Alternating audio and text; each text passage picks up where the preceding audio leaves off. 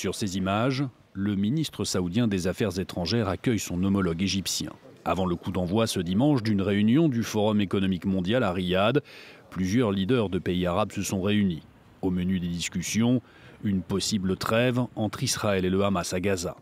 Le mouvement islamiste a reçu ces dernières heures une contre-proposition israélienne. Pas de détails sur son contenu exact, mais le nombre d'une vingtaine d'otages libérés est évoqué. La dernière proposition de trêve, connue, date de la mi-mars. Elle comprenait alors un arrêt des combats de 6 semaines et la libération d'une quarantaine d'otages en échange de 20 à 50 Palestiniens pour chaque Israélien. Le Hamas qui a également publié ces dernières heures une vidéo de 2 otages, une séquence non datée où 2 hommes s'expriment visiblement sous la contrainte.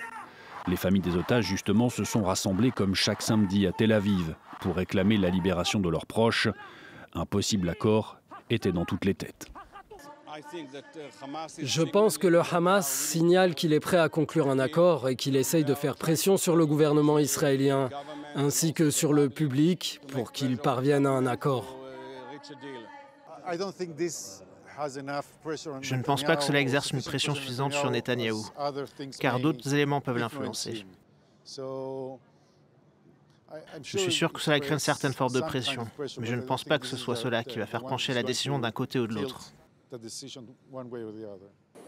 Pour tenter d'accélérer la conclusion d'un éventuel accord, Anthony Blinken, le secrétaire d'État américain, en Chine ces derniers jours, sera en Arabie Saoudite ce lundi, tout comme ses homologues français et allemands.